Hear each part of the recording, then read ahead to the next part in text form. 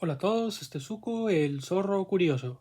Siempre me ha llamado la atención la posición filosófica conocida como el idealismo. Pienso que ha sido una posición malinterpretada y casi siempre vista como inferior al materialismo. La razón de esto es que la ciencia presupone materialismo o fisicalismo, el cual sirve de postulado para proceder a la investigación científica de los fenómenos físicos, ya sea en el nivel macro o al nivel cuántico. Hace tiempo vi un video de un gran youtuber llamado Oscar en uno de sus canales. Creo que era filosofía de película o filosofía de clase B, no recuerdo cuál de ellos. Pero son canales que recomiendo muchísimo que vean. Son canales de divulgación filosófica con un enfoque hacia películas, temas de política contemporánea y más. Algunos videos son de pura filosofía. En fin, en el video en cuestión mencionó un punto el cual me llamó la atención. En un video reciente le pregunté en más detalle a qué se refería, y cito lo que me dijo. La polémica entre idealistas y empiristas no se puede resolver con un experimento, porque ninguno predice que vamos a ver en la realidad algo distinto a lo que dice el otro. Es una interpretación de lo que vemos en la realidad lo que los diferencia. En pocas palabras, el idealismo y el empirismo no son falsables. Ambas posiciones son distintas maneras de ver los datos de la realidad. Luego yo le pregunté a Oscar, ¿y por qué es que ninguno predice algo distinto? ¿Que no hay idealistas que dicen que con el poder de la mente todo se puede? ¿O esos son acaso falsos idealistas? Me inclino a pensar que el pensamiento coeliano no es idealismo verdadero, sino una vil farsa. A lo que Oscar me contesta. Por ejemplo, Spinoza dice que la voluntad es solo inercia muy compleja, que lo mismo que mueve la caída de la piedra determina los afectos humanos más complejos. Schopenhauer dice que la inercia es la forma más elemental de la voluntad, voluntad reducida a su mínima expresión.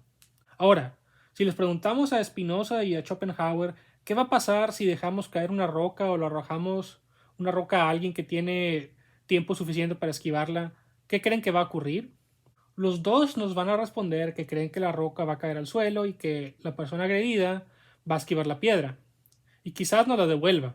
No podemos resolver esa polémica con un experimento, porque los dos predicen que va a ocurrir lo mismo. Aquí Oscar da un ejemplo muy bueno y concreto que ilustra la idea de que el empirismo y el idealismo predicen lo mismo. Como se puede ver en el ejemplo, la terminología que se asemeja más a la de la ciencia se puede fácilmente intercambiar o sustituir por vocabulario de tipo, supongo, idealista. Al usar palabras como voluntad, la voluntad es solo inercia más compleja, y la inercia es voluntad en su estado más simple, su más mínima expresión. Yo igual puedo llamar al electromagnetismo voluntad electromagnética, o a la fuerza nuclear fuerte voluntad microscópica fuerte, y así con todas las fuerzas, y tendría los mismos resultados. Los polos opuestos se seguirán atrayendo, el núcleo del átomo se mantendrá unido a no ser que se le aplique una energía enorme, etcétera. Dicho de otra forma, yo me puedo poner lentes empiristas o lentes idealistas, y da igual. La razón por la que el comentario original de Oscar en su video me llamó la atención fue porque muy comúnmente el idealismo se ha asociado con creencias en fuerzas sobrenaturales o psíquicas. Ya saben, mente sobre materia, telepatía y esas cosas. Pero al irme informando más sobre el idealismo, me fui dando cuenta que esta posición filosófica tiene varias versiones, y que algunas tienen poco o nada que ver con ideas New Age sobre mentes interconectadas y poderes psíquicos. De acuerdo a la Enciclopedia Británica, idealismo en la filosofía consiste en cualquier visión que enfatice el rol central de lo espiritual o lo mental en las interpretaciones de la experiencia. Puede mantener que el mundo o la realidad existen esencialmente como espíritu o conciencia, que las abstracciones y leyes son más fundamentales en la realidad que los objetos sensoriales, o que al menos lo que sea que existe es solo conocido en dimensiones que son principalmente mentales, a través de y como ideas. Se cierra la cita. Después la enciclopedia distingue entre idealismo metafísico y el idealismo epistemológico. El idealismo metafísico mantiene que la realidad es ideal. El idealismo epistemológico mantiene que en el proceso de conocimiento una mente solo puede comprender realidades mentales, o que los objetos están condicionados por su perceptibilidad. Y el idealismo metafísico está opuesto al materialismo, que mantiene que la sustancia básica de la realidad su más fundamental naturaleza es la materia. Su epistemología, la del idealismo, se opone al realismo, el cual mantiene que los objetos son conocidos por los sentidos tal y como son realmente, como algo que existe fuera e independiente de nuestras mentes. Existen más tipos de idealismo. Existe el idealismo subjetivo del obispo George Berkeley, filósofo irlandés nacido en 1685 y fallecido en 1753. El idealismo subjetivo mantiene que la realidad se reduce a espíritus o a sujetos, y a las ideas mantenidas por estos sujetos. Para Berkeley, la aparente objetividad de la realidad fuera del yo se debe a que todos los objetos del mundo son ideas en la mente de un Dios. El poeta y crítico literario Samuel Johnson intentó refutar este idealismo al patear una roca, diciendo, así es como lo refuto, aunque en inglés pienso yo que suena más padre. I refute it thus. Otro idealismo que existe es el idealismo objetivo, que comenzó a desarrollarse a partir de Immanuel Kant. En el idealismo de Kant, el yo de los humanos, el sujeto trascendental, como lo llama, crea el conocimiento a partir de impresiones sensoriales, a las cuales se le imponen ciertos conceptos universales a los que llamó categorías. Bueno, ¿a qué va todo esto? El comentario de Oscar no solo me hizo pensar más sobre el idealismo. Gracias a que busqué más información, me di cuenta que esta filosofía es infravalorada hoy en día como tesis filosófica. Ojo, no estoy diciendo que yo sea idealista o que no existen críticas muy válidas hacia el idealismo, pero algunas objeciones están basadas en la comprensión de ciertos términos fuera de contexto, y muchas veces en simples hombres de paja. El término culpable de esta confusión es la palabra mente. ¿Qué es una mente? Para el pensamiento contemporáneo, que está más influenciado por los hallazgos científicos, específicamente de la psicología cognitiva y la neurociencia, la mente, en resumidas cuentas, es el cerebro y sus actividades. Para una persona que trae esta concepción de lo que es la mente, el idealismo sonará absurdo. Para que un proceso mental ocurra, necesitas algún tipo de sustrato material, ya sea un cerebro o una computadora en el caso de las inteligencias artificiales. No puede haber una mente universal, ya que las distancias entre galaxias son enormes y la transmisión de información de un cúmulo galáctico a otro tarda millones de años al menos. ¿Cómo podría funcionar una mente así? El problema con esta objeción son definiciones, además de que en la Tierra hay una variedad enorme de tipos de mente que se parecen poco y funcionan de manera muy distinta a la nuestra. Si tú presupones que la mente es el cerebro y sus procesos, entonces el idealismo justamente te parecerá ridículo. Los idealistas también son culpables de esta confusión, ya que algunos usan la palabra mente para decir conciencia, un concepto que ha sido objeto de debate e investigación por mucho tiempo. Estas dos palabras, mente y conciencia, se han usado intercambiablemente tantas veces que la distinción se ha perdido y, por consiguiente, a mi parecer, se han malentendido varias tesis idealistas y sus variantes. Y como dije, esto es por culpa tanto de los materialistas como de idealistas y de varios divulgadores científicos. ¿Cuál es la diferencia entre mente y conciencia? Podemos estar de acuerdo, ya para no discutir más, que la mente son las actividades del cerebro y sus conexiones. Todos los procesos cognitivos, desde la memoria hasta el uso de juicios, la percepción y la inteligencia, son últimamente basados en procesos neuronales en el cerebro y les llamaremos mente. El estado de alerta o de estar consciente es uno de ellos. Ese tipo de conciencia es indudablemente algo que está siendo explicado por la neurociencia. Investigaciones más recientes en el área de embodied cognition demuestran que la mente puede existir más allá del cerebro, y otras que las bacterias en nuestro intestino producen varios neurotransmisores. Pero no nos desviemos más. El filósofo David Chalmers distingue entre este tipo de conciencia ya descrita, a la que llama conciencia psicológica, y la conciencia fenomenológica. La conciencia psicológica es lo que terminó por llamarse mente hoy en día e incluye el estado de alerta o de vigilia y todos los procesos cognitivos que conocemos. La conciencia fenomenológica, en cambio, consiste en la experiencia de las cosas, cómo se sienten las cosas. Por ejemplo, la experiencia del color rojo, o del sabor a mango, o de una canción. Esto se le conoce como la squalia. Todas estas cosas son parte de la conciencia fenomenológica, Y mientras que están correlacionadas con procesos neuronales, esto no quiere decir que la conciencia fenomenológica haya sido explicada o que será explicada por la neurociencia.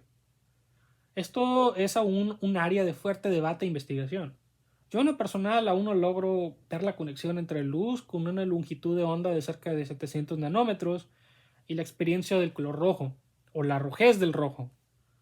Se habla a veces del cerebro haciendo interpretaciones, pero este término es muy vago y no me convence en lo absoluto. David Chalmers especula en su libro The Conscious Mind sobre la naturaleza de la conciencia y la dirección a futuro que un programa filosófico y científico podría tomar para investigar esta cuestión. Chalmers propone que la teoría que explica la conciencia fenomenológica, también conocida como experiencia cualitativa, debe tomar en cuenta dos principios. Por favor, tomen en cuenta que esto de lo que hablaré lo traduje directamente de un texto escrito en inglés, texto que está escrito en lenguaje filosófico muy técnico. Quizá lo que traduje no sea perfecto, pero hice mi mejor intento, así que disculpen si hay imprecisiones. Aquí van los dos principios. Principio número 1. Principio de la coherencia estructural. Donde existe la conciencia fenomenológica, existe un estado de conciencia psicológica. Y cuando existe un estado de conciencia psicológica, existe conciencia fenomenológica. O sea, la conciencia está correlacionada a lo que hace el cerebro. Varias características estructurales de la conciencia fenomenológica corresponden directamente a características estructurales de la conciencia psicológica. Por ejemplo, mi campo visual no está compuesto de una masa homogénea de formas y colores. Por el contrario, existe una geometría definida. Veo una parte color azul, otra sección verde, patrones de rayas y triángulos y figuras en 3 dimensiones como cubos, mesas, etc. Todos estos componentes de mi campo visual forman un todo, una estructura que abarca varias áreas. Todos estos detalles están representados en la cognición, que es la estructura de la conciencia psicológica. Esta información está disponible para guiar el control de la conducta, como en las funciones ejecutivas. Y esta cognición está materializada, por así decirlo, por los patrones de conexión en el cerebro. Principio número 2. Principio de la conservación de la organización.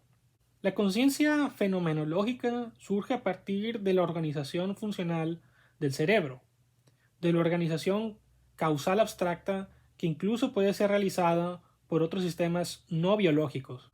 La organización funcional es mejor entendida como un patrón abstracto de interacción causal entre varios componentes de un sistema, y quizá entre estos componentes y varios estímulos y respuestas, por ejemplo, entradas y salidas o input y output.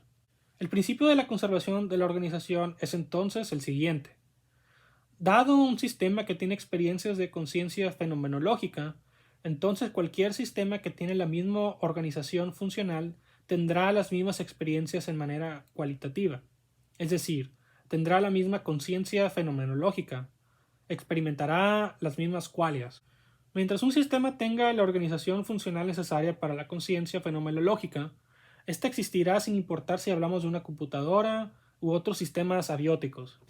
Estos dos principios pueden ser leyes psicofísicas, según Chalmers, pero más probable es que sirvan como límites para la forma que pueda tomar una teoría de la conciencia completa. Estos principios no pueden ser leyes fundamentales, dice Chalmers, puesto que los principios involucran niveles más alejados de los niveles fundamentales de la realidad. La cognición no es una parte fundamental de la realidad como lo podrían ser los quarks o las cuerdas. A pesar de que existen estos principios, aún quedan preguntas sin responder. ¿Qué tipo de organización genera conciencia? ¿Qué tan simple debe ser una organización para que la conciencia desaparezca? ¿Cómo podemos predecir el carácter específico, como las cualidades o qualia, de alguna experiencia a partir de su base física? Para tener una teoría final de la conciencia, necesitamos lo que Chalmers llama leyes psicofísicas, que sean análogas a las leyes fundamentales de la física. Estas leyes básicas deben conectar las propiedades básicas de la experiencia con características simples del mundo físico. Estas deben permitir hacer predicciones acerca de qué experiencias ocurrirán dada cierta organización. Chalmers propone que la información es lo que conecta a lo físico con lo fenomenológico y especula que la información sea quizás lo más fundamental, o el arjé de la realidad. Abro paréntesis, por cierto, este término arjé no es lo que usa Chalmers, lo agregué para aclarar el punto. Cierro paréntesis. ¿Qué es la información? Chalmers basa su idea en las ideas de Claude Shannon. La unidad más básica de la información es el bit, el cual representa una de dos posibilidades. Un solo bit, ya sea un 0 o un 1, seleccionado de un espacio de dos estados, trae información. Estos bits son también llamados estados, que forman parte de lo que se le llama un espacio de estados. Este espacio de estados también se le conoce como espacio de información. Estos espacios de información contienen varios estados de información y relaciones de diferencia entre los estados de información. El espacio de información más simple es el de los dos bits 0 y 1. El hecho de que estos son diferentes es suficiente para caracterizar la relación de diferencia. Un 0 es diferente a un 1 y no hay nada más que entender aquí. Estos espacios de información, por su parte, pueden llegar a ser más complejos aún, teniendo relaciones de diferencia más complejas o permitiendo que los estados de información tengan más estructura interna. Un ejemplo de espacio de información con relación de diferencia más compleja puede incluir estados de información, en vez de 0 y 1, pueden ser 0, 1, 2 y 3. Cada uno de estos números son diferentes del otro y representan otro estado. Un ejemplo de espacio de información con estructura interna puede ser algo que incluya 1, 1, 0, 0, 1, 0, 1, 0, 1. Existen también espacios de información continuos, y estos son análogos a la serie de números reales entre el 0 y el 1, la cual es infinita, lo que quiere decir que este espacio de información tiene un número infinito de estados. Hay incluso espacios de información multidimensionales. Estos espacios de información no existen en la realidad física. Son espacios abstractos que no forman parte del mundo físico o del mundo fenomenal. Pero la información existe en el mundo físico y en el mundo fenomenal, dice Chalmers. La información puede ser realizada en el mundo. En el mundo físico podemos encontrar muchos espacios de información realizados. El ejemplo que da Chalmers es el de un switch eléctrico, el cual realiza un espacio de dos estados de información, encendido o apagado, arriba o abajo. Si es 0 o 1 o viceversa es arbitrario. Lo que importa es que hay dos estados diferentes. Un disco contiene información realizada en sus datos guardados, así como un termostato tiene información, un libro o una memoria de USB. Entonces, ¿qué es la información? Según Gregory Bateson en 1972, la información es la diferencia que hace una diferencia. Por ejemplo, existen un número infinito de ángulos en los que se puede estar mi switch para encender la luz, pero ninguno de estos ángulos importa. No hace ninguna diferencia si mi luz está encendida o no. Los únicos estados que importan son arriba o abajo. Estos dos estados son los únicos que importan a la hora de si mi luz está encendida o apagada. La información es solo importante si ésta es procesada, ya sea por un sujeto o algún aparato o algún otro sistema. Es así que la información también puede existir en nuestra fenomenología. Según Chalmers, existen patrones de diferencia en varios estados fenomenales. Pongamos de ejemplo el color, del que ya hemos hablado lo suficiente. El físico ganador del premio Nobel Frank Wilczek describe en su libro A Beautiful Question un espacio de propiedades para el color, muy sospechosamente similar al espacio de información del que habló Chalmers. Wilczek describe cómo cualquier color que percibimos está basado en alguna combinación de tres simples colores, rojo, verde y azul. Estos colores pueden tener intensidades diferentes que pueden ser descritas por tres números reales positivos, y cada combinación de intensidades corresponde a un color que percibimos. Wilczek menciona que estos tres colores básicos y estos números pueden ser interpretados como las coordenadas de un espacio de propiedades tridimensional. La información contenida en este espacio de propiedades es realizado en el mundo fenomenal como los diferentes colores que podemos ver. Ahora atar los cabos. Chalmers describe lo que llama el principio del aspecto doble. La información es lo que liga lo físico con lo fenomenal. Donde encontramos información realizada en el mundo físico, esta también se encuentra realizada en el mundo fenomenal, y viceversa. En el caso de las alucinaciones, la información estaría realizada físicamente no en el mundo exterior, sino en el cerebro. Se puede decir, según Chalmers, que la información tiene dos aspectos, el físico y el fenomenal. Chalmers no asegura que la información es algo fundamental o que es algo que existe independiente de lo físico o lo fenomenal, solo que puede ser una representación de una conexión entre lo físico y lo fenomenal. Otros tienen una ontología de la información donde ésta es realmente fundamental. Por ejemplo, John Wheeler y su famoso It from Beat, que al español se traduce como eso, refiriéndose a algo físico, del bit, que es una unidad de información. En español no se ve tan bien, así que me quedaré con it from bit. Según pensadores que siguen esta idea, la física no nos dice qué es la masa o qué es la carga. La física solo nos da diferentes valores para cada una de estas categorías, diferencias que hacen una diferencia, y los efectos de estas diferencias en otras características del mundo físico. En lo que concierne a las teorías de la física, estados de masa o carga no son más que puros estados de información en un espacio de información. Una idea muy similar a esta es la del universo matemático, del físico sueco-americano Max Tegmark. ¿Por qué funcionan las matemáticas tan bien en la física? ¿Por qué estas ecuaciones y no otras? Tegmark propone que el universo no es más que una estructura matemática gigantesca. Tegmark propone que las matemáticas no solo describen la realidad, son la realidad. La evidencia que Tegmark menciona es la siguiente. 1. El espacio-tiempo es solo un objeto matemático, en el sentido que solo consiste en propiedades matemáticas, dimensionalidad, curvatura y topología. 2. Las partículas elementales son solo objetos matemáticos, puesto que sus propiedades intrínsecas son matemáticas, cantidades como masa, carga y el spin. La otra razón no me parece tan convincente, pero creo que vale la pena mencionarla. Tegmark asegura que la hipótesis que hay una realidad externa a la mente humana presupone un universo matemático. La razón es que si queremos entender la realidad sin bagaje humano, conceptos como estrellas, átomos, lunas, células, planetas, etc., lo único que queda son cantidades, puesto que, según Tegmark, lo único que conocemos que no tiene este bagaje son las matemáticas. Tegmark distingue entre el lenguaje de las matemáticas y las matemáticas en sí.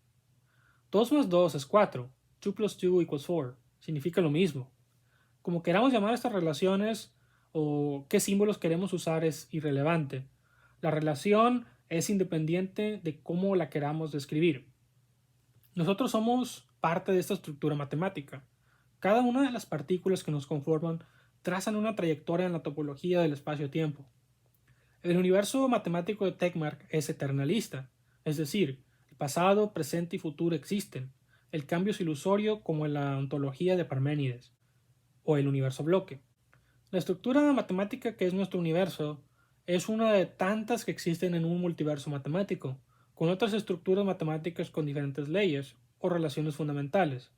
Este tipo de hipótesis, la del it from bit y la del universo matemático, pueden ser consideradas como formas de pitagorianismo o platonismo. Son en sí una forma de idealismo. ¿Por qué idealismo? Idealismo viene de idea, que en el griego es eidos. Eidos se traduce del griego al español como forma visible, como en la teoría de las formas de Platón. Siendo la palabra eidos forma, la clasificación de idealismo es apropiada para las teorías ya mencionadas, puesto que involucran estructuras matemáticas y relaciones. En el universo matemático de Tegmark, las formas serían las distintas estructuras matemáticas, siendo nuestro universo una de esas formas.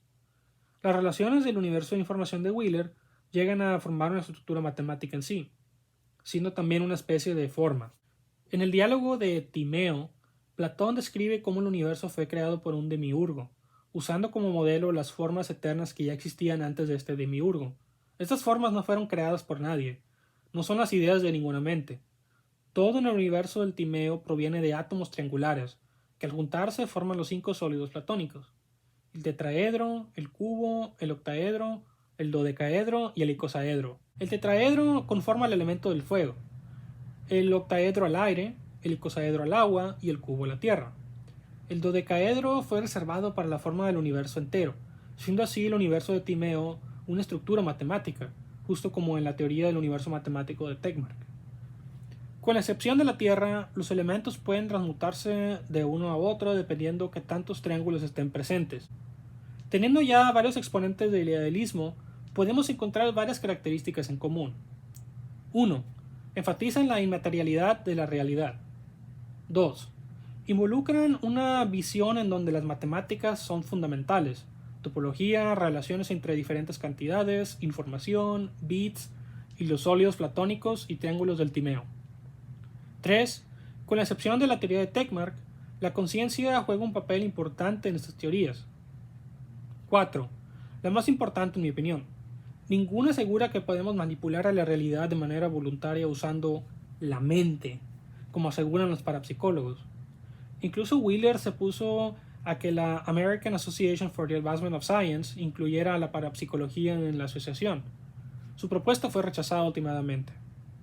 Es cierto que Wheeler hablaba de un universo participatorio, donde la manera en que se hacen las observaciones determina lo que resulta en un experimento. Pero uno no escoge el resultado final, solo un patrón de respuestas que pueden ser sí o no, como el código binario, las cuales deben ser lógicamente consistentes entre sí.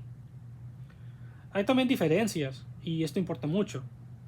Solo el idealismo de Berkeley y el de Platón involucra una especie de Dios creador. Los demás son compatibles con el agnosticismo o el ateísmo. Hay otros idealismos que no mencioné en este video, pero el mismo patrón surge, no todos presuponen una deidad. ¿Cuál es el punto de este video? Primero, quería clarificar que el idealismo no necesariamente lleva una visión pseudocientífica de la realidad. Es muy fácil agarrar una hipótesis o una ontología donde la realidad es de naturaleza inmaterial y decir que ya por eso uno puede usar el poder de la mente para controlarla. Pero no es así. Una realidad idealista tiene límites para los humanos, y con esto llego al mismo punto que había llegado Oscar de filosofía de película. Seas un idealista, un empirista o materialista, una piedra que le arrojas a un tipo en la calle le llegará a pegar, si no la esquiva, y el tipo quizá te la devuelva, incluso en una realidad ideal. Por lo tanto, pienso que el idealismo es una filosofía digna de ser estudiada, incluso si las propuestas no nos convencen del todo o nos parecen contraintuitivas. Tampoco es un tipo de solipsismo, donde la mente individual es la realidad y lo demás es solo una ficción o un tipo de simulación. Como ya vimos con el término eidos, las ideas no necesariamente deben provenir de una mente que las imagina. Son patrones a seguir, o pueden ser patrones a seguir. Ese es un tema el cual sigo investigando, así que si no cubrí algunos detalles ya lo llegaré a hacer después. Conforme aprenda más sobre el tema, haré más videos. No se olviden de darle like al video, de suscribirse, de darle clic a la campanita para que lleguen más notificaciones cada vez que suba un nuevo video. Y por último, no se olviden de dejar un comentario en la caja de abajo. Hay que crear una conversación sobre este tema, que es fascinante. Se despide Zuko, el zorro curioso, y recuerden atreverse a cuestionar.